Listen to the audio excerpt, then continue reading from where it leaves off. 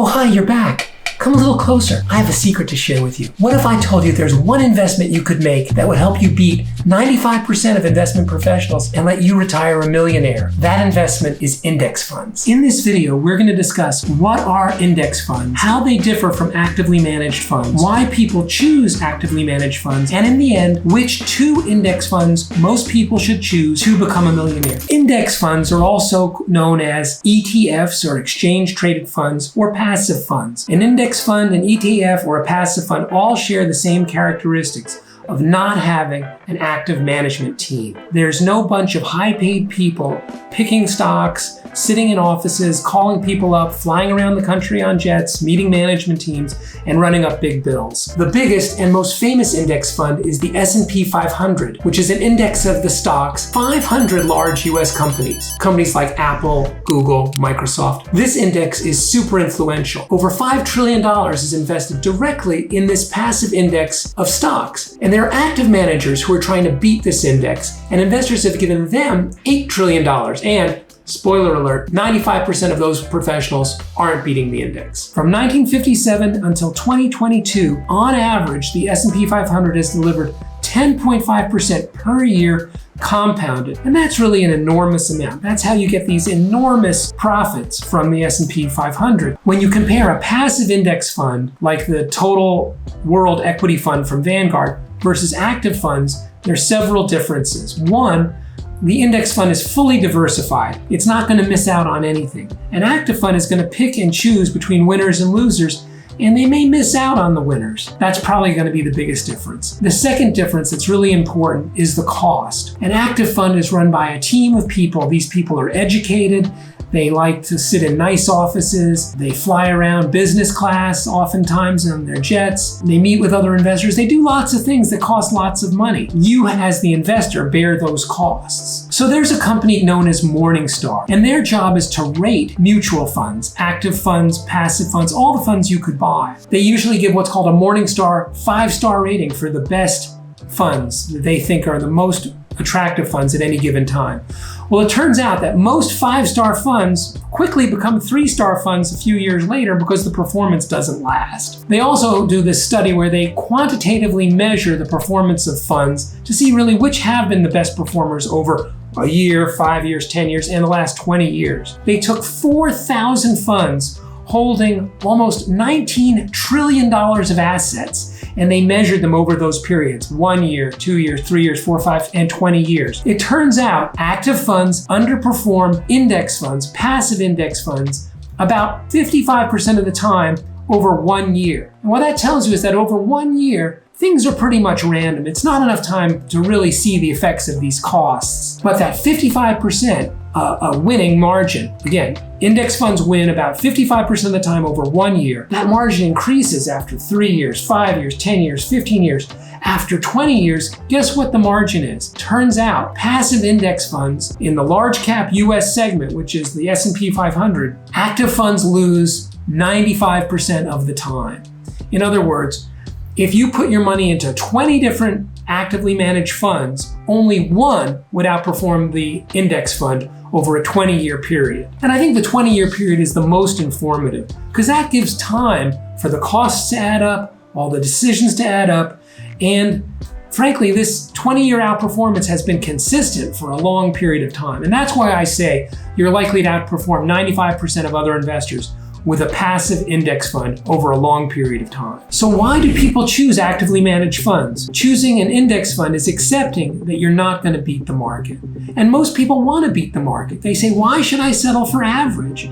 Average sounds like a C. I want an A or a B. I can do better than that. Turns out it's a pipe dream. Beating the market consistently hardly ever happens. We've just shown that Morningstar measured the performance of all the professional investors running mutual funds in the world and found that 95% of the time they don't outperform. Similarly, if you're an individual, you might have a good stock here and there, but over time, if you make a lot of decisions, frankly, underperformance is likely, simply because it's hard to beat the market. The wisdom of the crowd is captured in the market. Everybody in the market is constantly trying to pick the winners, and in so doing, the market becomes efficient. It's very efficient at pricing a stock to reflect the true prospects of that company. If it was easy to pick great stocks at great prices, everyone would be doing it, and it turns out almost nobody is. The only person who consistently beats the market, to my knowledge, is a fund called the Medallion Fund, run by a guy named Jim Simons and his firm Renaissance Capital. They are a bunch of PhDs, and they have supercomputers and really fast internet connections and tons of data and tons of time, and they only win 51% of the time or so, like a casino. Turns out that by making lots and lots of bets and winning 51% of them, they can rack up high returns. The Medallion Fund, which is only available if you're an employee of Renaissance Capital, has returned something like 39% per year for over 30 years. That would turn $1,000 into $20 million over that period. And Mr. Simons is very, very rich, and God bless. I mean, it's very hard to do what he does. I can't do it. Most of the professional managers in the world can't. But there's all sorts of reasons why brokers and financial advisors are selling actively managed funds. Turns out a lot of the time they're not fiduciaries, which means they're not obligated to do what's right for the customer. They're doing what's right for them. And by putting people into a high cost, actively managed fund, they're getting paid themselves. And that's why I'm recommending index funds. There's no hot hand. You get the market return. Of course, some years the market is down, but on average, the market is up most years. So over time, profitability increases. It increases because more people buy more stuff, and companies learn to sell that stuff more profitably. Over great stretches of time, 20, 30, 40 years, profits increase geometrically. Warren Buffett made a great point in his last shareholder meeting where he showed the market cap and the names of the biggest companies in the world in 1989 by market cap and compared them to the biggest companies in the world today. Turns out the biggest companies in the world in 1989 were worth about $100 billion. Today, Apple is worth over $2 trillion, 20 times more. How did that happen? Well, the economy's gotten a lot bigger. There's been inflation in financial values. The biggest companies in the world in 1989 wouldn't make the list in 2021. So the last thing to think about is, how many investments should someone have? How many do you need to be a millionaire? And would this strategy work? Well, it depends on your own appetite for risk and your own ability to tolerate volatility. If you can handle the ups and the downs of volatility in the stock market, you might be able to get away with just one fund, which would be a broadly diversified US equity fund like the Vanguard Total US Equity Fund or the S&P 500. That's the fund that Warren Buffett recommends, and it's the only investment he recommends. I would recommend, actually, for most people, balancing an equity fund with a bond fund. The Total Bond Fund from Vanguard would be a great choice. If you have an equity fund which is going to be volatile, it's going to provide most of the returns in your portfolio. It's the fund that's going to make you rich. But it's also going to go up and down a lot in any given year. And that's hard for a lot of people. It's really hard to think this is going well when your index fund is down 50% in a year. That's why for most people, the best option is a combination of a equity fund like the S&P 500 or the US Total Market Index and a bond fund,